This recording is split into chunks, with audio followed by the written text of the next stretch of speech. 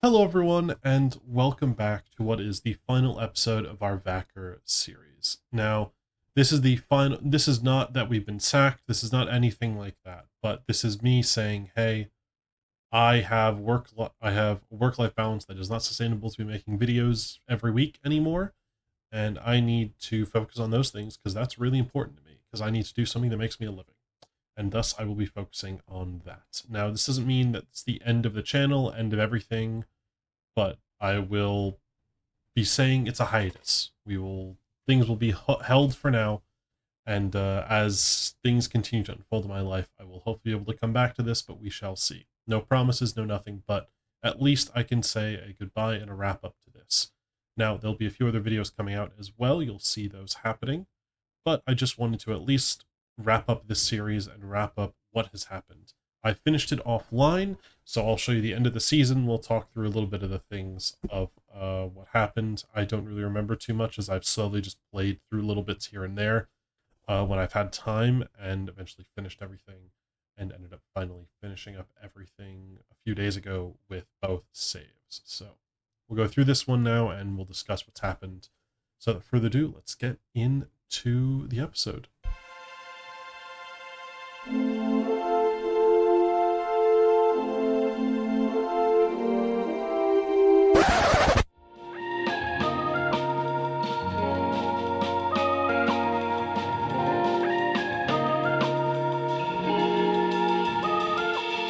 All right, everyone, as you can see, we are at the end of the season right now. We are sitting on the team page. Now, if you have a keen eye, you will know where to look to see and spoil my reveal. I mean, it's pretty obvious where to look, but still, you'll spoil the reveal, and if you are a fan of the team, you will also see a certain number is changed over a trophy, and we'll have a very good idea of what's happened.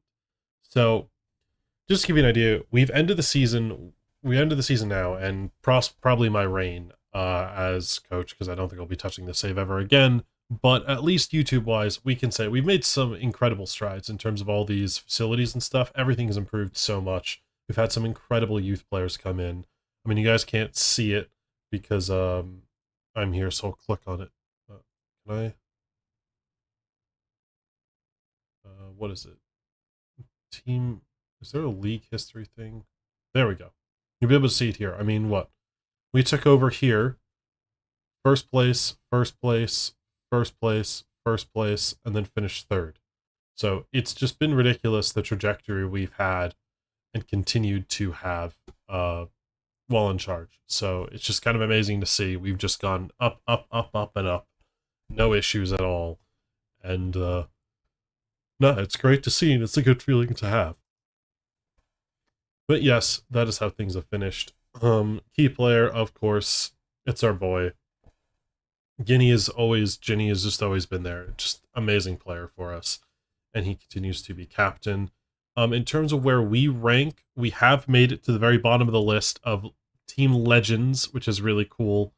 Obviously on here with some pretty incredible names, to say the least.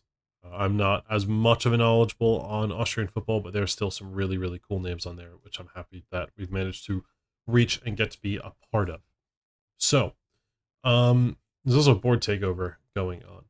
But to give you guys an idea of what has happened, we've won the cup, we got knocked out in the round of 16, and we won the league, which is absolutely amazing. We took it over with we took it over with 2 games to go with the third to last game of the season, and did not look back, which was fantastic for us. Players split the top goal scorers, and then our academy boy Benzman managed to pick up the highest average rating and the most assists for the season, which is pretty cool to see. In terms of the Europa League, which did quite well, Morgan the most goals, Guinea with the highest average rating, and then a bit of a share of assists. And then top goal scorers for the cup, which we managed to win since we did the double. Van Acker, then Providence highest rating and most assists for everyone else. Now, with it having been October against Vardar as being the last game you guys were here for, I believe, or that was supposed to be the next episode. I can't remember. I just have it written down in that way. But that was kind of where we were looking in terms of it going to, hey, this is the kind of like point that I think you guys have last known. So you kind of remember this beginning bit of the season here, which is I'm pretty sure is what you guys have last known. So from there, to give you a bit of a recap of what happened, we can go down the list. We had a great end to that month, and then things kind of fell off the rails. Didn't win a game the next month at all. 3 draws in the league that were all 2-2. We conceded 2 goals in every game in a month. Managed a 2-2 draw at Sporting, which is really cool to see. Did lose to Lazio at home, but you know what? It's still really impressive for how we did and what we managed to achieve to get these results in some of the Europa League phase. Now, to give you an idea where we actually finished an 8th in the Europa League in the end, 16th, 5-1-2. So we lost to Roma, Lazio, drew with Sporting, but then managed to beat teams that we should really beat in terms of Zagreb, HJK, Vardar, Ludogorets, and Cluj. So not too surprising to get those victories, I'd say. But still, you have to win the games, and it's really awesome for us to get there. Salzburg actually finished with 6-0-2, which is kind of crazy to think. So we both managed to do really, really well, which is great for the Austrian coefficient. And then Rapid, not too far behind us. So all 3 teams in the top 12, pretty impressive. But as I said, turned things around with some results there. But that month kind of made things a bit rocky and a bit shaky. Then we came to January, where some moves happened for sure. So to give you an idea, we had all of these players come in, and we had only 2 leave. So we had Guggening, who came in at the beginning of the season and then didn't play a game for us. I think he maybe played like 1 or 2, but I don't think he really touched the pitch for us. Yeah, he made 2 appearances in the cup and 1 in Europe first. Made 3 small appearances, never really touched the pitch, wanted to leave, so we sent him out. And then the biggest one, obviously, is that Engels left. As everyone knows, even though he was only here for a short time, he was just on another level. You can even just see the stats: 6 goals, 7 assists, 7.04 rating. I mean, I'm sure if you look at some of these, goals 7 and 7 for us over that period, just elite player. He was on another level, and I could not have been happier with having him in the team. We picked him up on a free, made 8.5 million on him in the end. You couldn't be happier with it. So those 2 were the 2 players that had left. We then did a little bit of work here in bringing in some players. We kind of signed 2 guys to replace Engels, and then also went for a youth player and then some depth at the right back position. So I also, I believe, canceled Ayari's loan in the process. Yes, I'd sent Ayari back after his loan. I thought he was quite unconvincing. So he was sent packing. We then brought in my opinion, Cameron Harper, who I kind of had the idea of maybe playing up on the wing or back here as kind of a versatile option. And he came in and did quite well. I'd say 6.9 rating, did some decent stuff and picked up some key assists for us. As you guys know, New York Red Bulls fan, as you guys probably remember from the save we did a few seasons ago. But yes, had to bring him in, saw him, he was cheap on a free, figured for the hell of it. Did bring in a youth player someone that I think would be kind of key for us going forward in the future. Really cheap clause, 6'4", massive determination, absolute monster of a human being. He picked up a few games for us here and there, which is nice to see. He did actually score 2 goals in the cup, which is kind of funny to see. But, you know, really cool player. I thought he'd be a great signing at 18 years old. He's already worth a ton of money and has a really high upside. 2-footed too. So we brought him in, brought in a goalkeeper with a purchase option in the future. He played for Klagenfurt most of the season. He didn't really touch the pitch for us, but that's fine. With Youngdahl, who was brought in as a backup, if you guys remember, deciding to go off this season and just play out of his mind. Just a little quick reminder for everyone if they don't remember. But where is he? We brought in Gartler. Yeah, we brought him in the season before from Rapid on a free. Then he was up with us for like a few games, and then Strum Graz came in and signed him, and he really wanted to leave. He kicked up a whole fuss and was like, I need to leave, I need to leave, I need to leave. So we let him go, and I'd signed Youngdahl as a backup, as like, oh yeah, we'll bring this guy in, he's going to play as the second team choice, just fill out the team, you know what I mean? Just kind of be there to help out. And he ended up doing amazing when he was asked for, that I decided, you know what, we'll keep him in goal. And now he's actually wanted by some teams too, which is crazy to see. Actually, that's not a great one. That's like a second or third tier Germany. We brought him in though, and then we also had brought in this other keeper as a backup too. He didn't play too much, but he was there. And then eventually, I think an academy keeper or whatever, I didn't really like using or having in the first team. We brought in him as a backup. And then the two big ones, Pavel Buka on an absolute steal of a deal. This guy is, if you watch MLS, if you know anything about me or about him, you know I absolutely adore Pavel Buka. He's an exceptional player. Just amazing all around in terms of like this. He's been playing as a 6 for Cincinnati now, which is crazy to see. But no, really fantastic player. He came in and really did a great job to replace the Engels role that we had lost. And then I also brought in Yarmolenko, which if you're a fan of the channel, you know he was our hero of our Duisburg save, was kind of the king of us for that. So I saw he was available on a transfer fee, a cheap transfer fee, and was listed.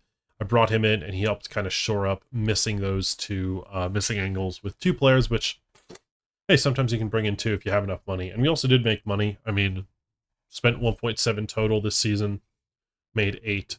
Can't really complain. I think that kind of sets us straight for every single season we made money. Slight loss there, bit of a loss there, marginal losses, and made money there. So we were pretty good most seasons in terms of making money, or really close to breaking even, where some extra profits probably put us over the top. But that was that in terms of the kind of the transfers and all those things. And then after January, things really started to pick up.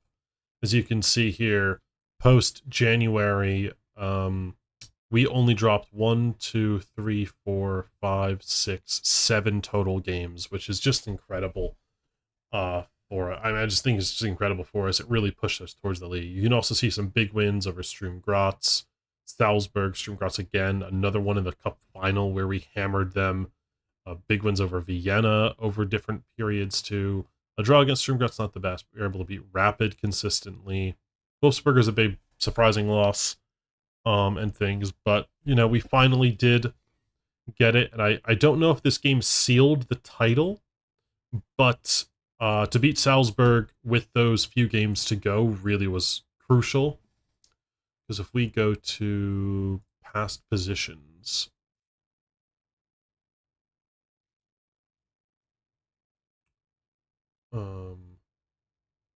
what? Oh, championship group. Sorry. Yeah, we finished third over there. So no, that was this match. Salzburg, and then Strum Graz. Wait, what? Where's the Vienna game? So for some reason it doesn't have the Vienna game. I don't really know why that is. That's a bit of a glitch. But we took the lead here instead. And it was from Rapid. So Rapid won. Then their next game they lost. So Salzburg gave us hope. Salzburg gave it to us, and then we took it from them. But it's kind of nice to, I don't know if it was confirmed against Salzburg, but at least we did kind of take the lead around that period, and then just confirmed our further advanced the lead with beating both of them, which is nice to see. So just a good feeling to win in that way. I think we are at, if I go to it, end of season meetings, where is it?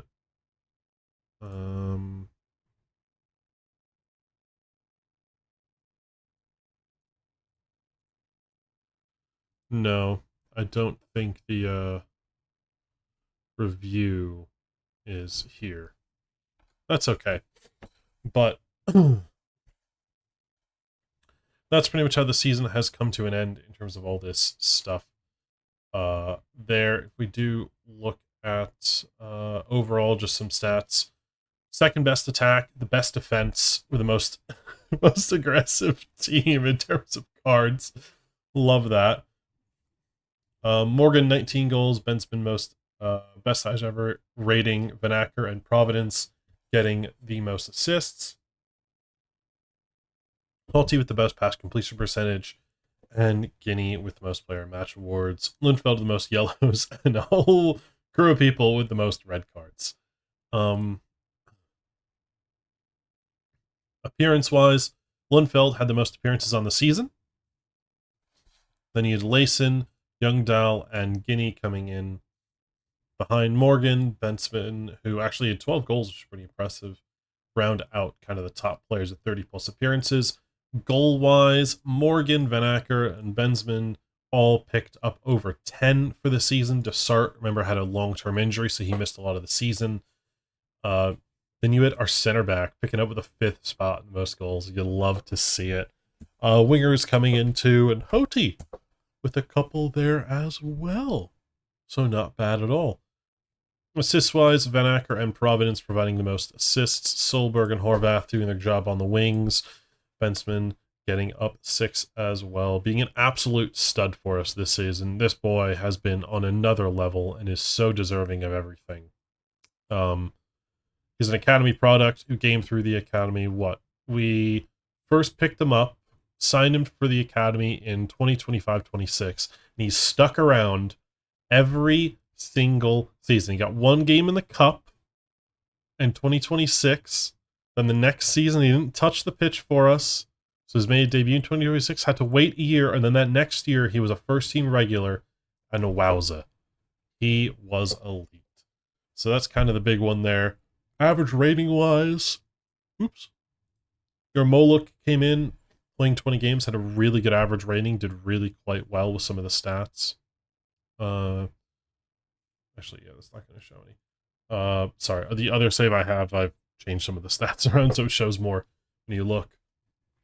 But 4 goals, 5 assists. 5 assists, 7.08 rating, which is nice to see. Obviously, this guy who played a few games for us, the backup keeper there. Youngdahl, Marich did play a few times. Where is Buka? Not as good, but did make an impact of some kind. Otherwise, not much else. But yeah, I think overall, like, stuff came out really, really well. The best technical, like, assistants say our best player is Guinea, with Morgan and Buka underneath. You've got him having a lot of interest from teams in the championship, and then all the Saudis. Everyone wants a piece of him. A few players wanted by some other teams, as I said, nothing too insane. In terms of that stuff, Koffler never really played. But yeah, no, I think overall just a really, really good season. Happy with how things ended. Happy with how everything went. I couldn't really be happier. Obviously, losing to Monaco sucks, but I mean, look, we took them to penalties. It's hard to complain. You know what I mean? You take them to pens. What else can you do? You did everything right, and center back misses. I mean, we had the chance to do it. What? 1, 2, 3, 4th. Our 4th player missed. Horvath missed. We had the chance to win it there, and then the others kept going, and then Layson missed. So, I mean, what are you going to do? It's just a rough one. But no, I think in the end, I'm generally just super happy.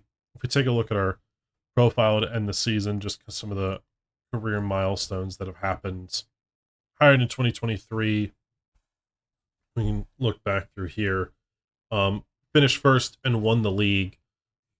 Next season, finished first and won the league. Season after that, first, won the league. Second tier, first time of asking, won manager of the year, and we won the league. The next season, we finished 3rd, and then stayed 3rd after the split. And then finally, this season, we won the league, we won the cup, did the double after finishing 3rd in the original round. Just to give you guys an idea, remember, league table, 46 points. We were here, tied on points with Salzburg, had done decently well. Rapid had kind of jumped out to a bit of an lead, but again, championship group. We made it work at the end of the season and took 1st place. So that's something that you can be really proud of. I'm really happy with. Yeah, we had the best defense in the league. Yeah, that's what it was. So overall, I think a really, really productive year. I'm really happy with it. I don't know. I think it's just awesome to see just even the progression and how well we've done with this team. It does suck to like not not be able to continue playing, but that's life. I can't ask for can't be like, hey, I'm going to play video games my whole life. I have not managed to be that successful, but I do appreciate all the love and support everyone has always given and always helped with. It's pretty sweet to see how much people still have been watching and paying attention to stuff, and even some people reached out in terms of things too. But I think we'll end up looking at this screen. We can see all the amazing achievements here, all the success we've had with this team. The 72 win percentage, I think, is kind of the telling story of how insane that is. 541 goals scored, 223 conceded, a 318 goal difference. Our goal difference is better than the goals we have conceded. So 203 games played, 147 won, 30 draws, 26 losses. I don't think you could be happier with that one. Yeah, stats are pretty good. So I don't know. I think this is really awesome. I've loved the save. I think it's amazing. We've stuck with this system pretty consistently. Let you just take a look at that. At the end, this is the last one I use pretty often in terms of how we played. Very basic system, box to box, ball winner, playmakers, and that. But yeah, that's it. That's the end of the season. That's the end of everything. That's us. That has been our series with Wacker. That has been an amazing ride. God knows how many episodes at this point. And yeah, I am thrilled with it. I've been so happy to take part in this one and do it. Wacker is a team that I know very little about. Obviously I did a lot of research, but it's a team that I always knew kind of existed, but never really followed so much. So to see a team like this and kind of get them back and resurrect them, and I think we did even make the Champions League one year. I can't remember. I think it was the last season. No, I think I might be thinking of Ammonia. Yeah, no, I'm thinking of an Ammonia. But even the fact to get them back into Europe is just amazing, in my opinion, for a team that's so storied, like Joachim Low and other coaches like that, to have been in Europe and just done things on that level, and to get them back there in such quick succession. I could not be happier with it. So, yeah. Thank you everyone for watching. I hope you've enjoyed this series. This is goodbye for our time with Wacker for now on.